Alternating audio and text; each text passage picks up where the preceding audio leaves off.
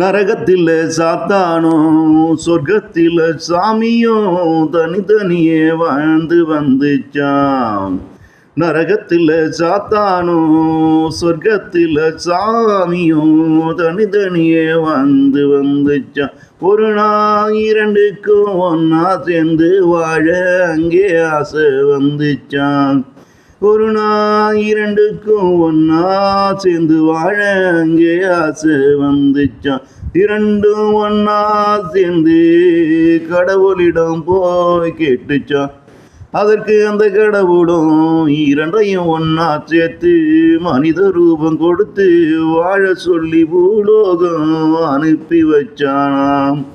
வாழ்க்கை என்றா என்னவென்று சாத்தான் தான் வாழ்ந்ததை சொல்ல, அதுபோல சாமியும் தான் வாழ்ந்தது சொல்ல, சாமியாலையும் சாத்தான் கூட ஒன்று சேர்ந்து வாழ முடியல.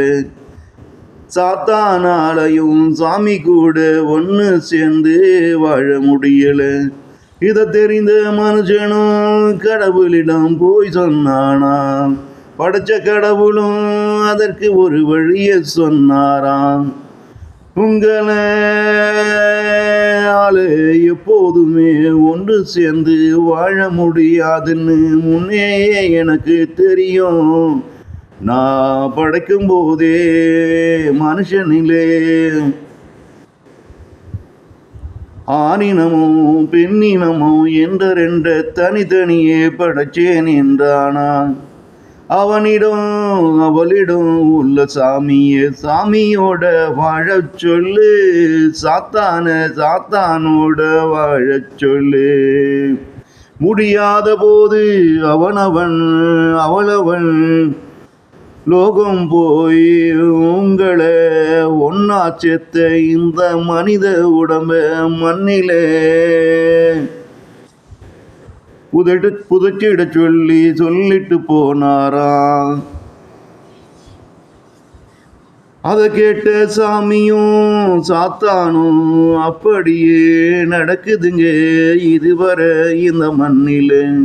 அதை கேட்டு சாமியும் சாத்தானும் அதை போலவே நடக்குதுங்க இதுவரை இந்த மண்ணிலே.